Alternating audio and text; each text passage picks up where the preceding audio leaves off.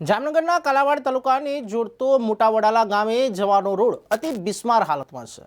કાલાવાડથી મોટા વડાલા ગામે જવાનો રોડ મોટા વડાલીથી ઉપરના 15 ગામને જોડતો રોડ છે। ત્યારે ગ્રામ્ય કક્ષાએથી તાલુકા લેવલનો એકમાત્ર રોડ છે, જે પણ 10 વર્ષ પહેલા બનેલો છે। જે રોડ ઉપરના ગામોથી આવતા રાહદારીઓ માટે માથાના દુખાવો સમાન બની ગયો છે। ખેડૂતોને જણસી લઈને વિદ્યાર્થીઓને ભણવા માટે હોસ્પિટલના કામ બાબતે અવારનવાર લોકોને નીકળવા માટે હાલાકીનો સામનો કરવો પડી રહ્યો છે। પહેલાં તો ઊંચો લેવાનો છે। જ્યારે બહુ વરસાદ પડે ત્યારે કોઈ બૈરાઓને ડિલિવરીનો સમય હોય ત્યારે બહુ દવાખાને લઈ જવામાં તકલીફ પડે છે। છતાંય અવારનવાર હરેક આગેવાનોને રજૂઆત કરેલી છે, છતાંય કોઈ પણ એક પણ આંખ આડા કાન કરી અને અમારી રજૂઆત સાંભળેલી નથી। હવે ગામ લોકો છેલ્લે હવે પોતાનું છેલ્લું હથિયાર જે લોકસભાની ચૂંટણી આવે છે તેની અંદર મતનો બહિષ્કાર કરવાનું વિચારી રહ્યા છે। વડાલાના પાટિયાથી મોટા વડાલા ગામ સુધી જે સિંગલ પટ્ટી રોડ આવેલો છે તે રોડમાં અસંખ્ય ખાડા અને અસંખ્ય રોદા પડેલા છે, જેના હિસાબે અવારનવાર એક્સિડન્ટ થતા હોય અને અવારનવાર લોકો ઘાયલ થાય છે। 2-4 લોકો એક્સપાયર થઈ ગયા છે।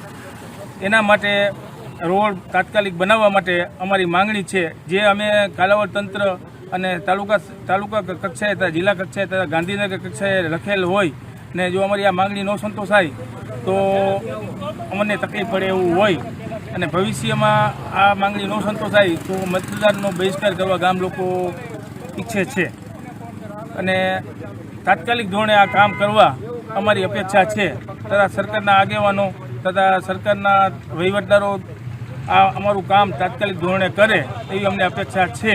કાલાવાડ રાજકોટ હાઈવે એમાંથી માંડીને મોટા વડાળા ગામ સુધી અસંખ્ય ખાડાઓ છે, જે રોડ બિસ્માર હાલતમાં પડ્યો છે। આપ પણ કાલાવાડ બાજુથી આવો તો તમે ધ્યાનમાં આવ્યું છે કે આમાં કેવા ખાડા છે। એક પણ બાજુ ગાડી કે 4 વ્હીલ તરે એવી નથી, એવી ભયંકર સ્થિતિ અત્યારે ઉપસ્થિત થઈ છે, બરાબર।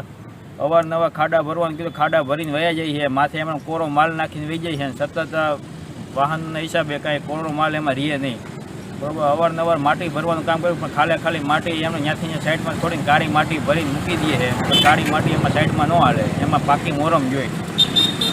રજૂઆત અમારી જિલ્લામાં કરેલી છે, તાલુકામાં કરેલી છે, ગુજરાત સરકાર સુધી અમે રજૂઆત કરેલી છે। 10 વર્ષથી અમારે એક ધારી સતત રજૂઆત છે, છતાં અમને કોઈ પરિણામ મળતું નથી।